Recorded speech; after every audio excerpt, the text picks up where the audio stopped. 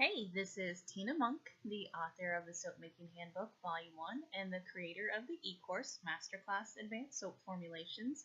They are available at my website, naturalsudsandmore.com. This is another video in the beginner soap making series for cold process. And I wanted to show you what I do for cutting, which I have a multi-bar cutter. Like I put up there, you do have several options in the beginning for those that are just starting for cutting. You can go as basic as just cutting with a knife, a cheese cutter. You can go to your hardware store and get a miter box. You have several different options that you can use. Once maybe down the road, if you decide to do a lot of soap, or maybe in a couple of years you decide you want to make a business out of this, you are going to want to invest in a multi-bar cutter. I do not use anything else for cutting right now. All I use is my big multi-bar cutter that I have there, and I am showing you how I get the soap out of my molds, how my molds come apart there too. So but if you have questions about anything, just let me know. Because in the beginning, when you're just using anything that you have, I mean like a pastry cutter, a knife, or anything like that, it is very hard to get the bars uniform so that they are the same size and they are cut straight.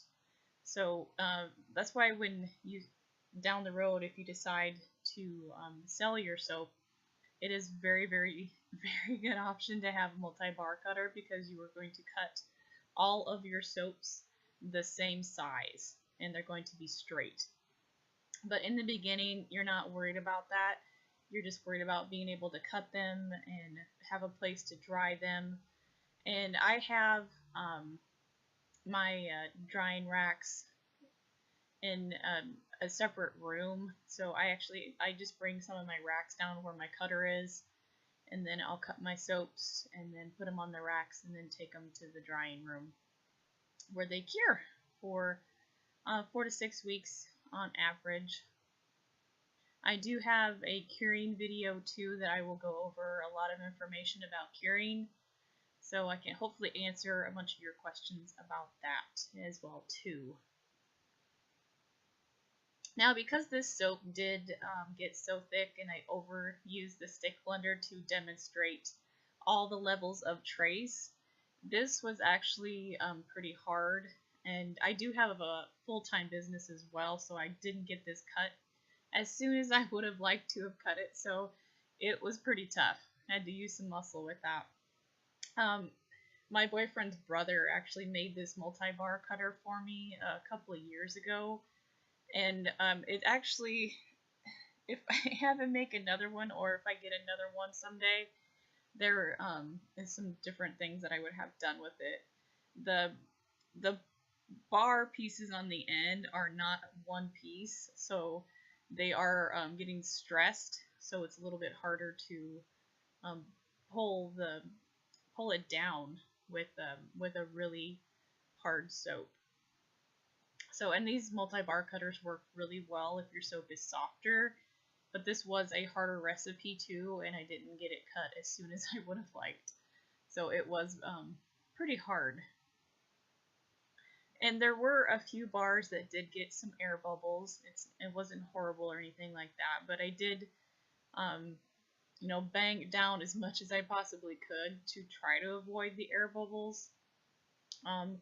But sometimes it's just, handmade soap is handmade, and it's not going to be, perfect. We like to call it imperfectly perfect. So, but yeah, and each bar is going to be, different, and it's going to have its own character. And once you, start getting into swirls, and it's really exciting to cut and see what they turn out like.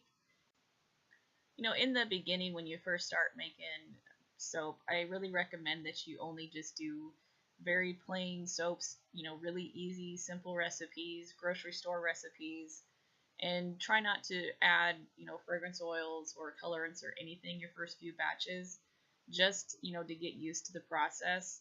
And then, once you get comfortable with that, and then you want to try different colors, and you just, soap making is just something that you work up to different levels and different things, and just take it, one thing at a time, learn it and get comfortable with it, and then move on to something else. So just try not to get overwhelmed in, the soap making process, and try not to learn, everything all at once. It just take your time, learn one thing, and get good at it, and then move on to something else. There is so much to soap making, and I just just have fun with it, enjoy, and just make it a relaxing hobby in the beginning, and don't put any stress on yourself.